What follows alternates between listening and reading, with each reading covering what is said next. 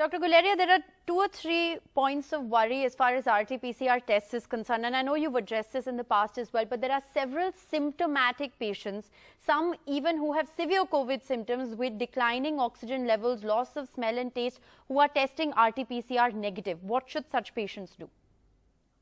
So, like I have said in the past, RT-PCR test can be negative because it has a sensitivity of around 80%. That means 20% times it can be, people may be having COVID, but the test may not pick it up, especially if your viral load is not that high. And also if the test is not done properly, if the swab is not taken properly, you may be negative, which will be a false negative. So you have to go by what we call clinico-radiological laboratory profile. If you have clinical symptoms, if the lab report or the CT scan is classical and you have come in close contact with a COVID positive patient, or you are having someone who is COVID positive, or the symptoms fit in classically, you must assume that you are COVID positive, and we must start treatment as we would for a COVID positive patient. Right. That strategy we have to take. Right. There's also concern because several symptomatic COVID patients who are testing RT-PCR negative are then not being able to get admitted into COVID facilities. Do we need to, given the fact that this is happening, do we need to relook at the hospital admission policy? Is there any other way that we can do this? Yes, I think so, because what we were doing in the past was that we were very worried that those who are negative, and you may be negative, but your symptoms may be related to some other illness which may mimic COVID. And therefore, we were saying that this should be the gold standard, and in a COVID center, you should come only into this area. Some hospitals like AIIMS have also built what we call a COVID suspect ward, that you have all features of COVID, when we suspect that you may have COVID, but you're not turning out to be positive.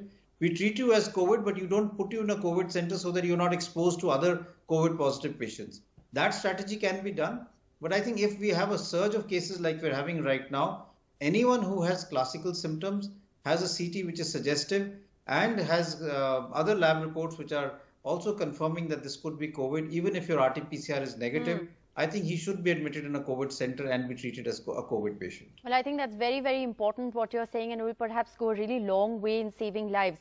Dr. Guleria, given the oxygen emergency that we're seeing, a lot of our viewers have asked questions on what can patients do to maintain oxygen levels at home, given the fact that they don't get emergency treatment or critical care that they may need.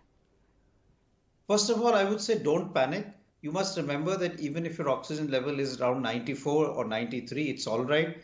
We have the oxygen dissociation curve, which usually says that even above 90, your oxygenation is good as far as oxygenation to various organs in the body is concerned.